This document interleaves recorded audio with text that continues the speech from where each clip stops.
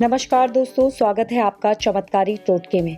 दोस्तों, आज हम आपको बताएंगे कि वास्तु शास्त्र के अनुसार भगवान कृष्ण कहते हैं, ये जो गलतियां इंसान करते हैं तरह तरह की, वो उन्हें निर्धन बनाती है, गरीब बनाती है। वहीं वो लोग कभी भी अमीर नहीं हो पाते हैं। ऐसा क्यों होता है, आज हम इस वीडियो में जानेंगे। लेकिन उससे पहले चैनल को सब्सक्राइब भी कर लीजिए, लाइक कीजिए, शेयर कीजिए, बेल आइकन को जरूर क्लिक कीजिए इसी तरीके के वीडियोस को जानने के लिए। तो दोस्तों, कई बार आपने देखा होगा कि लोग बहुत सारी गलतियां करते हैं और उन्हीं गलतियों के कारण, वो गलतियां उन्हीं के अंदर छुपी रहती है और इन्हीं गलतियों के कारण आप लाइफ में कई बार बहुत परेशान रहते हैं और आपको धन की प्राप्ति नहीं हो पाती, आप जल्दी तरक्की नहीं कर पाते हैं। तो ऐसा क्यों होता है? कहते हैं दोस्तों, लक्ष्मी जी कभी भी एक ही स्थान पर नहीं टिकती हैं, वास नहीं करती हैं, लेकिन उन्हें एक स्थान पर रखने के लिए बहुत सारी चीज़ें आपको करनी पड़ती है। क्योंकि अगर लक्ष्मी जी आपके घर से चली जाती हैं तो घर में दरिद्रता आती है, गरीबी आती है दोस्तों। तो जाने अनजाने हम कई बार ऐसी गलतियां कर देते हैं जिससे कि माँ लक्ष्मी रुष्ट हो जाती हैं और घर से चली जाती हैं। दोस्तों, कमेंट बॉक्स पर जय मां लक्ष्मी या फिर जय माता दी जरूर लिखें। तो दोस्तों, शुरू करते हैं। जैसे कि भगवान श्री कृष्ण कहते हैं कि जो भी व्यक्ति भोजन जूठा छोड़ता है और फिर उसे बाहर फेंक देता है तो इससे अन्न का घोर अपमान होता है और माँ लक्ष्मी भी इससे बहुत ज़्यादा क्रोधित होती है और घर से चली जाती हैं। तो दोस्तों, जितना आपको ज़रूरत हो उतना ही खाना निकालिए, उसे खाइए, अन्न को बर्बाद ना कीजिए। वहीं सूर्यास्त के बाद कभी भी दोस्तों झाड़ू नहीं लगाना चाहिए। कई लोग लगा लेते हैं, लेकिन ऐसा नहीं करना चाहिए। इससे घर की सफाई ही नहीं होती, बल्कि ये आपकी खुशियों को भी साफ करके ले जाता है घर से और आपके घर में दुखों का पहाड़ टूट पड़ता है। तो आपको ये बिल्कुल भी नहीं करना है। वहीं जूते चप्पल, कई बार आपने देखा होगा कई घरों में बिखरे पड़े रहते हैं, उल्टे पड़े रहते हैं और अस्त व्यस्त रहते हैं। तो कभी भी जूते चप्पल जो है व्यवस्थित ढंग से आप जगह पर जमा के रखें। इससे भी बहुत ज़्यादा हानि होती है दोस्तों, गरीबी आती है घर में, तकलीफें आती हैं। वहीं दूध का उबलना, कुछ लोग मानते हैं कि दूध का उबलकर गिर जाना शुभ समझते हैं, लेकिन दोस्तों अगर रोजाना ऐसा हो रहा है तो ये कोई भी शुभ संकेत नहीं है। इससे आर्थिक तंगी ही आती है।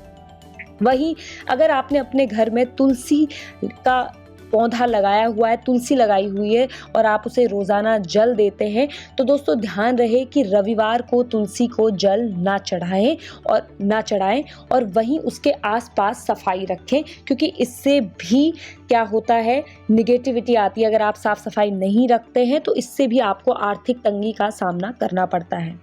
कलह भी होती है घर में, जैसे कि कई लोग सुबह उठते ही चिल्लाते हैं, गालियां देना और घर में मनमुटाव होना।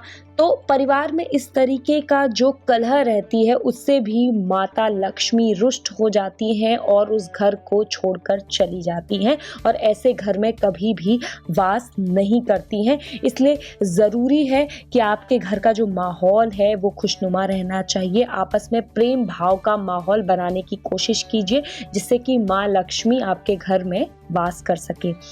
वहीं दोस्तों, सुबह उठते ही कई लोग चाय या नाश्ता कर लेते हैं बिना ब्रश किए हुए, तो ऐसा भी नहीं करना चाहिए। ये हमारे शास्त्रों में अच्छा नहीं माना गया है। वहीं कई लोग बाथरूम को नहाने के बाद साफ नहीं करते, तो बाथरूम की सफाई करना भी बहुत ज़रूरी है। इससे क्या होता है, अगर आप सफाई नहीं करते हैं तो चंद्रमा की स्थिति खराब हो जाती है और यही वजह बनती है आर्थिक तंगी की। तो ऐसा बिल्कुल भी ना कीजिए और साफ सफाई का ध्यान रखिए।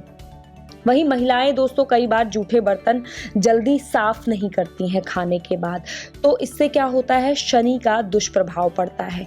तो दोस्तों, अगर संभव नहीं हो पा रहा है तब भी रात में कभी भी जूठे बर्तन आपको नहीं छोड़ने हैं। इससे माता लक्ष्मी जो है वो, उसकी कृपा जो है वो नहीं बन पाती है आपके घर में। तो रात्रि के भोजन के बाद बर्तन अवश्य धोएं और जल्दी बर्तन धोने की कोशिश कीजिए जिससे कि माँ लक्ष्मी की कृपा आप पर बनी रहे।